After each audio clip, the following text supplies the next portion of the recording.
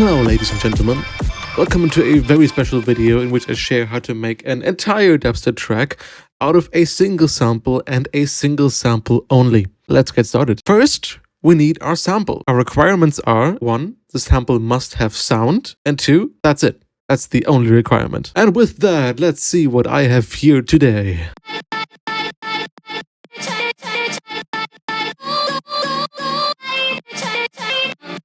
I have this vocal chop, or a chopped song, provided to me by Jita. It's from his remix of Fly Day Chinatown, and he heavily chopped the vocal already. And now I set myself the challenge. Make a full track out of just the sample, nothing else. We can use effects and so on to morph the sample, but we can't use effects that generate a sound by themselves or add any sound that doesn't exist within the sample already or isn't entirely derived from the sample. And those are the rules. Only the sample, nothing else. It's the perfect grounds for a tutorial because there are so many techniques and concepts crammed into this project. So our idea here is to create all of the sounds we need to make a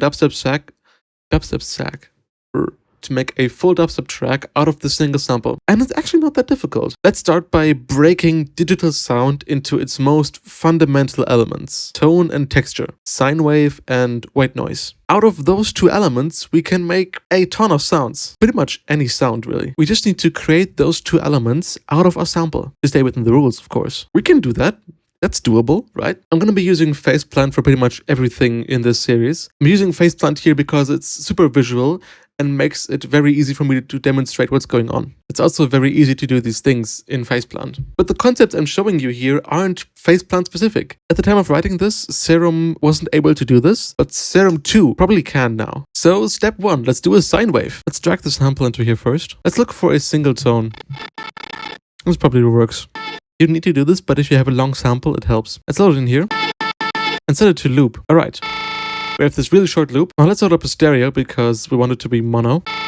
And next, let's put a limiter on here. It's about to get very loud. We load up a filter. By default, it's tuned to 440 Hz. Tune this to 523 Hz, which is a C. Let's set it to bandpass, put up the Q and the slope all the way. That's not a sine wave. Let's collapse it and stack it a whole bunch. Stack it until the only thing you can hear and see on an analyzer is the sine wave. Let's record it next. Amazing. Let's take a look at it. This looks like a sine wave. Let's cut the beginning and the end so we have a consistent volume overall. And let's drag it into here for later use. You just made a sine wave from nothing but a vocal. Step 2, white noise. This isn't going to be white noise, but it's going to be random frequencies, which is essentially the same thing. Let's load the vocal sample again. Let's loop it again right here. Now, one really cool thing you can do in PhasePlant is you can phase modulate samples with each other. Let's see how this sounds. That sounds weird. If you play it really low, it sounds like this. So let's adjust the loop length a little on this bottom one. It gets better the higher you play the note. But don't play it too high or it sounds like this. Let's normalize it and trim it. So now we have a sine wave and noise. Perfect! You now got the fundamental building blocks that we can now assemble into pretty much any sound. In this part, I'm going to focus on making the drums first. What do we need as for the drums? We need a kick. We need a snare. We need hats and other cymbals. Let's start with how to make a kick. Let's take my favorite kick sample from the Murte sample pack and analyze it. And now we can see the three elements that make up a modern kick. We see the lowest frequency right here. Well, not quite, but you get what I mean.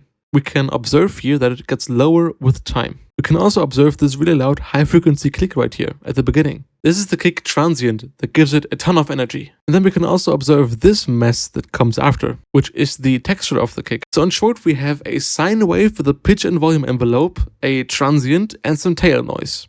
That's all the ingredients we need. We load the sine wave and we make a pitch envelope. Let's lower the overall pitch. So let's adjust the envelope. Let's continue by shaping the volume. We want an instant attack, and it should stay consistent in volume for a short time and then rapidly decay as well. So let's adjust the tension on the decay here. Maybe a bit longer. Listen to this. This is already pretty much a kick, even if just a weak one. Let's load the noise next. We want only the initial transient, so we make a really short, clicky envelope. Amazing. Let's do another noise with a bit more decay this time. A bit quieter. The next step is a really important technique that is going to be the basis of this entire series. We added distortion. Now it already has a lot more energy.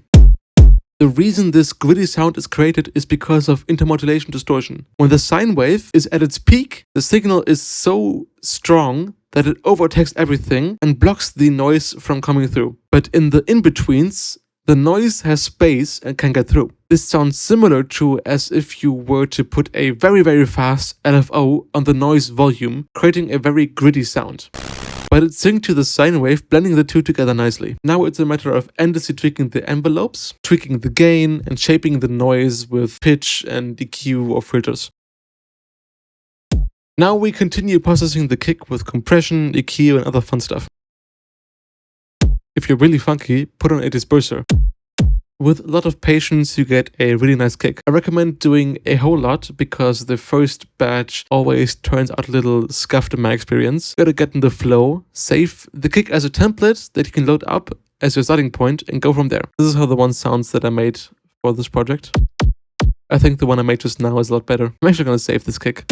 This looks very similar to the kick we analyzed. Let's continue making a snare. Let's look at my favorite snare sample. And now... Hold up. Wait a minute. That kind of looks like the same thing to me. Just now, the frequency that is falling is higher, shorter, the transient is still there, and now the following noise is a lot louder, longer, and more interestingly shaped. That means if you pitch it down, you get a really fat kick. Funny, right? Let's modify our kick. We pitch this up, make it really short. This noise can be a lot louder, and maybe like longer. This is kind of a snare, right? Now granted, it's really shitty right now, but with a lot of careful shaping of the noise, we can get there. Now this is not how I do my snares. I usually use Kick 2 to make my snares by layering existing ones and shaping them with FX. But this plugin generates a sine wave for you and is therefore against the rules of this project. And to kind of make it more flashy, I made this thing that gives it an interesting tail. This is the snare that I made for this project. This is the same technique, I just spent a lot of time tweaking it. Now we have a kick and a snare. I personally rendered them out because I like to keep my drums in audio on the playlist, so I can easily mess with patterns and stuff. But you can also keep these in MIDI and reap the benefits of expression control. For example, you can map the velocity to a whole bunch of stuff and create a very dynamic snare. That's a kind of creative tool you can get for making your own drums that samples from Splice can't really provide. Now for cymbals, hi-hats, rides, crashes, whatever. These are the easiest part of this whole mess. It's literally just noise. Noise with a volume envelope. This is a hi-hat. This is a very digital sounding crash.